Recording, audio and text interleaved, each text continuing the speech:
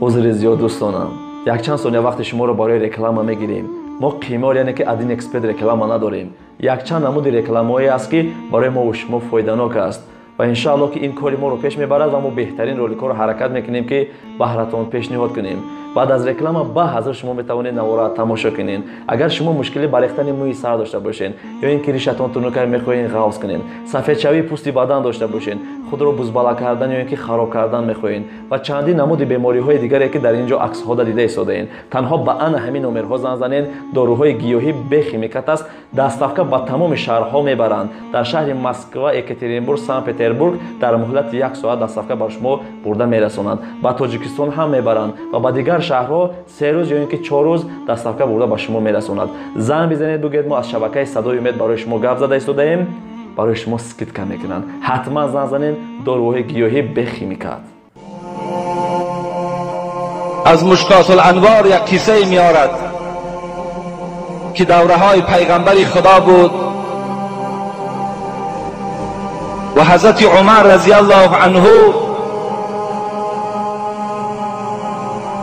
به نزد حبیب خدا حضرت محمد مصطفی صلی الله علیه و سلم در آمد، در حالتی که حضرت عمر بی نهایت گریان بود. حبیب خدا از او پرسید: ما یبکیک یا عمر؟ ای عمر، ای وزیر من، چرا تو گریان هستی؟ سبب گریه تو چیست؟ گفتند ای پیغمبر خدا، بیرون دروازه یک جوان هست، چنان گریه دارد که گریه او مرا در گریه آورد. حبیب خدا گفتند بگذار اون جوان در آید. وقتی این جوان نزد حبیب خدا در آمد، حبیب خدا چگونه که یک کودک خودش را در بغل مادرش حواله میکند میپرتاید، این جوان میگوید خودش در دامن حبیب خدا پرتاب، در حالتی که خیلی گریان بود. حبیب خدا از او اولین سوالی که کردن چی گفت؟ اشرکت بالله؟ گفت جوان چرا گریه میکنی؟ گفت گناهی خیلی بزرگی را انجام دادم، خیلی گناهی کلان کردم. گفت اشرکت بالله؟ آیا با پروردگار شریک آوردی؟ اولین سوالی که بود از پیغمبر خدا به این جوان این بود: اشرکت بالله شیئا؟ با پروردگارت آیا شریک آوردی؟ زیرا حبیب خدا میدانست ان الله لا یغفر ان یشرک به و یغفر ما دون ذلک لمن یشاء. پیغمبر خدا میدانست که خداوند در قرآن گفته است من کسی را که در ذات من شریک می آورد اصلا نمی بخشم. بغیر شرک هر گناهی که میکند پروردگار او را می بخشد. خداوند شرکی به خدا را نمی بخشد. انه من یشرک بالله فقد حرم الله علیه الجنه و مأواه النار. خداوند میگوید کسی که شرکی به سوی من می آورد به تحقیق حرام گردانیدم جنت را بر او و برای این انسان مشرک با شیشگاه در آتش دوزخ تیار کردم. اذ قال لقمان لابنه یا بنی لا تشرک بالله ان الشرک لظلم عظیم. حضرت لقمان می آید وقتی فرزندش موعظه داشت، گفت ای فرزند من به پروردگارت شریک نیار و پروردگارت شرک نورز که از شرک دیده گناهی وزنی وجود ندارد.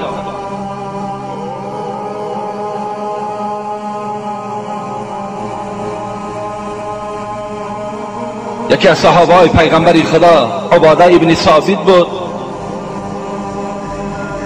میگوید اوصانی خلیلی بسبع خصال، به 7 چیز پیغمبر خدا مرا نصیحت کرد.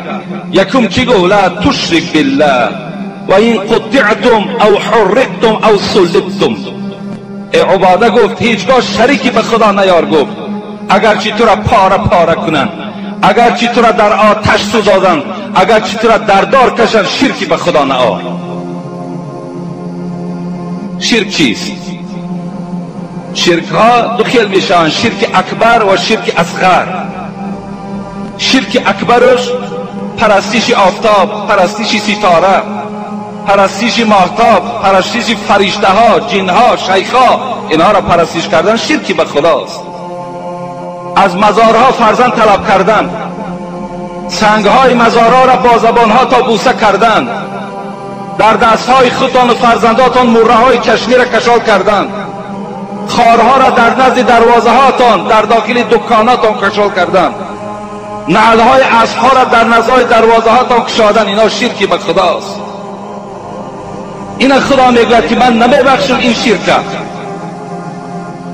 و کسانی که حضرت عیسی را فرزند خدا میخوانند، اینا شرکی به خداست.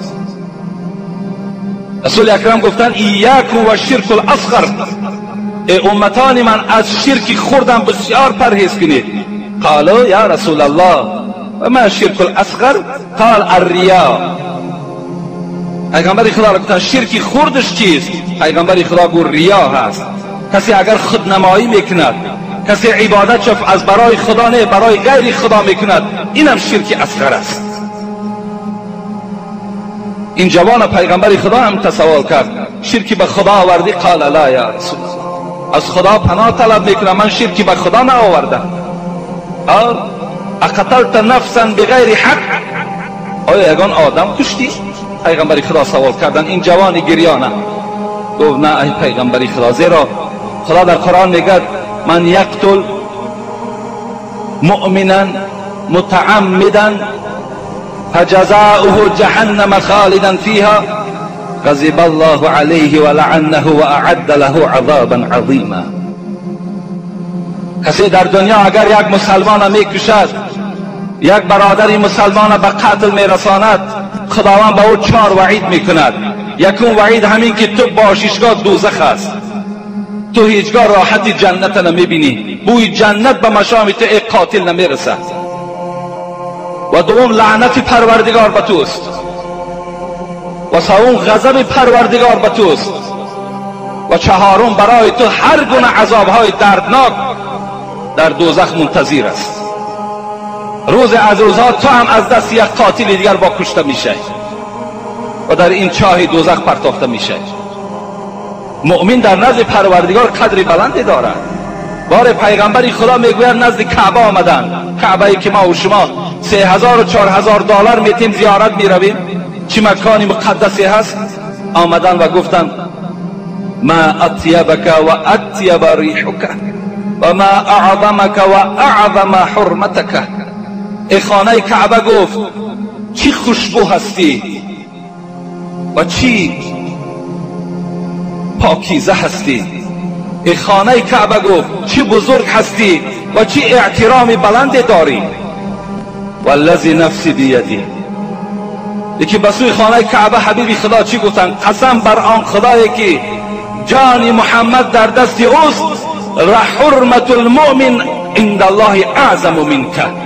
یک حرمتی مرده که مسلمانه که بیچاره هیچی ندارد، فقط نمازخوان است، قسم به خدا گفت در نزد پروردگار از تو در کعبه حرمت یک مسلمان بلند است.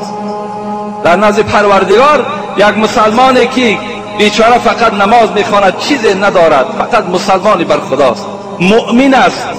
حبیب خدا گفتن از خانه کعبه از تو دیده احترام انامین مؤمن در نزد پروردگار بلند است. مؤمن در نزد خدا قدر دارد، قیمت دارد. گفت نکشتم، کسی را نکشتم. گفت چیکار کردی؟ گفت گناه عظیم کردم.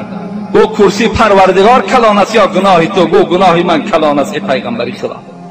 عرش کلان است یا گناه تو؟ گفت عرش در نزد گناه من عاجز است. گفت گناه من کلان است. گفت آیا خدا بزرگ است یا گناه تو؟ مقصد از خدا بزرگ بودن این رحمت و مغفرت پروردگار زیاد است یا اینکه گناه تو؟ گفت رحمت خدا البته زیادتر است. گفت اخبرنی عن ذنبک. پس از گناهت مرا درکدار کن. گفت استحی منک یا رسول الله، شرم میکنم یا حبیبی خدا. گفت من شرم میکنم که این گناه را در پیش تو ظاهر کنم. حبیبی خدا گفتن لا تستحی منی اخبرنی عن ذنبک، از من شرم نکن. وقتی گناه کردی از خدا و حبیبی او شرم نکردی، الحال شرم میکنی؟ خبر ده. گفت چی گناه کردی؟ این بنده خدا، این بنده گناهگار. و حبیبی خدا گفت 7 سال شد من کسب نباشی دارم. در قبرستان مرده نو آوردن، شب میکنم قبر، کفنی او را میگیرم و مرده را عریان در گلستان، درم گلستان میپرتایم. 7 سال شد که در این گناه من مبتلا هستم. لیکن دیروز یک زن از زنهای مدینه را آوردن. من او را وقتی که بیرون کردم و کفن او را وقتی که از بدن این زن جدا کردم، بدن زیبای او و پاکیزه او، در دل من شیطان وسواس پیدا کرد که اینو تجاوز کن. چگونه که خداوند در قرآن میگوید لا تتبعوا خطوات شیطان انه لكم عدو مبین انما یأمرکم بالسوء والفحشاء وان تقولوا علی الله ما لا تعلمون. خدا میگوید ای بندگان خدا آگاه باشید، دشمن شیطان دشمن آشکارای شماست. هیچگاه وی از شما نیکی نمیخواهد، شما را فقط به بدی میخواهد، فقط میخواهد شما با کردارهای بد دست دهید. كمثل شیطان اذ قال للانسان اکفر فلما کفر قال انی بریء منک انی اخاف الله رب العالمین. خدا باز مسئله میارد که شیطان شما را بیراه میکند، میگوید کافر شو. وقتی تو کافر شدی چی میگوید؟ انی بریء منک، ای عرق نوش، ای زناکار، ای بدبخت، ای بینماز، من از تو بیزار هستم، من از خدا میترسم. تو را کافر میکند و خودش میگوید من از خدا میترسم. شیطان میگوید مرا وسواس کرد، من بالای این دختر افتیدم و او را تجاوز کردم. حبیب خدا چنان یک خشمناک شدند، چنان یک ابر سیاه پیش چشم حبیب خدا را فرا گرفت و گفت با سرعت از نزد من بیرون شو. گفت حبیب خدا وقتی این خطاب به این جوان کرد، این جوان در حال ناامید شد و به سوی صحرا رفت. وی از صدق توبه کرده بود، وی پشیمان اصلی شده بود. وقتی که وی به صحرا رفت 7 روز صاحب کتاب میگوید نه طعام میخورد، نه شراب مینوشید، نه خواب کرد. روز 7م میگوید بیچاره خود سر در زمین گذاشت و چی گفت؟ انا عبدک المذنب المخطی. ای پروردگار، گفت نزد درگاه حبیبت رفتم، حبیبت مرا راند، از همه درها امید من کنده شد، همه درها بالای من بسته شد، یگانه دری رحمت دری توست. ای خدای مهربان، همون بنده گناهکار، همون بنده خطاکار، همون بنده روسیا من هستم. خدای مهربان دست ما برداشتم با امید آن که از آسمان آتش فریست تا که من بنده گناهکار خاکستر گرداند، تا که من از عذاب دوزخی تو پناه. این سخن گفتگی در عرش پروردگار میگوید در جنبش آمد، رحمت پروردگار جوشید. در حال جبرائیل روان کرد، گو راو گو بر حبیب من بگو. اولا پروردگار با او سلام میگوید و بعد بگو که با این یک گناهی که این بنده نزد او آمد خواست که از پروردگارش شما مغفرت طلب کنید. این بنده مرا راندی، اگر روز قیامت امتان او چنان گناهایی دارد که از کوه بلند هستند، اونها را چگونه رفتار بکرده باشد؟ این ارسلناک رحمت للعالمین. و حبیب من بگو که این محمد من رحمت برای عالمیان فرستادم، باید برای مؤمن ها رحیم و برای گناهکارها باید شفیع باشد. حبیب خدا را وقتی این سخنها را از جبرائیل به حبیب خدا گفت، در حال یک نفر روان کرد که رفته از صحرا گوی بیاید، بشارتی به مغفرت گناه دهیدش.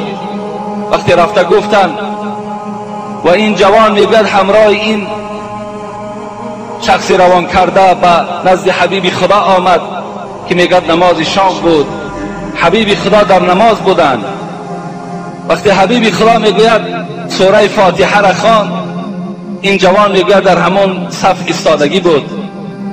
دوم آیتی که سر کرد در این آیت آمد. در کدام آیت؟ یا ایها الذین آمنوا توبوا الی الله توبة نصوحا عسى ربكم ان يكفر عنكم سیئاتكم و یدخلكم جنات تجری من تحتها الانهار. این آیت خوان حبیبی خدا. این آیت چی معنا دارد؟ معنای این آیت همین است که کسانی که ایمانی بر خدا دارید و سوی پروردگارتان توبه کنید، خدای مهربان همه گناههای شما را مغفرت میکند و بعد مغفرت شما را وارد جنت میگرداند. وقتی این آیت میگه خوان، این جوان در بین قوم بود، میگه یک صدای آه گفت، آوازش بلند شد. وقتی نماز انجام یافت، دوستان خدا وقتی نماز بود کردند، سلام دادند، میآیند جوان میگوید با همان روی غلطیدگی پهلو میگردانند که ها جانش برآمده است.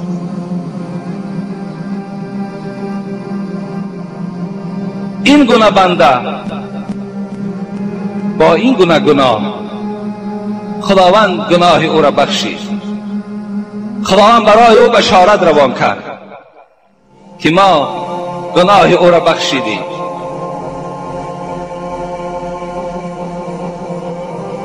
و آخر دعوانا ان الحمد لله رب العالمین.